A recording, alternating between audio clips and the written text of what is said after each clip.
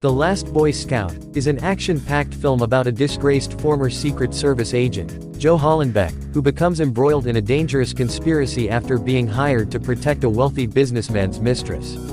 Along the way, Joe teams up with a former football player named Jimmy Dix, and the two men work together to unravel a complex web of corruption and violence.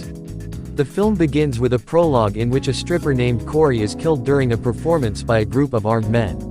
The story then shifts to Joe, who is now a private investigator in Los Angeles. Joe is approached by Sheldon Marconi, a wealthy businessman who hires him to protect his mistress, a young woman named Sarah, who has been receiving threatening letters. At the same time, Jimmy Dix is working as a private detective and is hired by a friend to investigate a mysterious woman named Corey. Jimmy's investigation leads him to the same conspiracy that Joe is working on, and the two men team up to unravel the complex web of corruption and violence. As they dig deeper into the conspiracy, Joe and Jimmy discover that Marconi is involved in a scheme to legalize sports gambling in the state of California, and that Corey was killed because she had evidence of Marconi's involvement. They also uncover a plot to assassinate a senator who opposes Marconi's plan.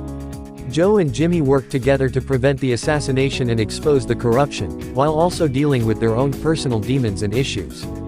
Joe struggles with alcoholism and a strained relationship with his wife and daughter, while Jimmy is dealing with the aftermath of a drug scandal that ended his football career.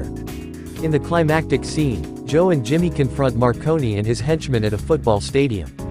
In a dramatic showdown, the two men manage to defeat the villains and save the senator, but not without suffering their own injuries.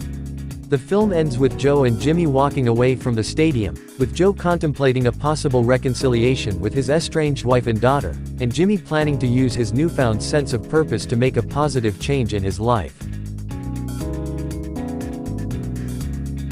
Here are some fun facts about the 1991 film, The Last Boy Scout.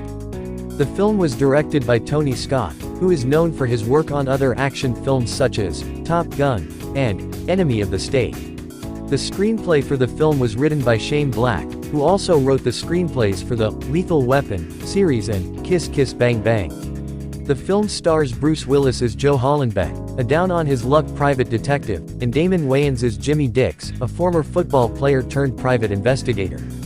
The film's opening scene, in which a football player pulls out a gun and starts shooting on the field, was inspired by a real-life incident in which a Dallas Cowboys player was involved in a shooting.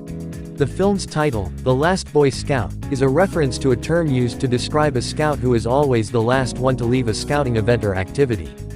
The film features a number of memorable one-liners, including, "Touch me again and I'll kill you," and, "I hate everybody."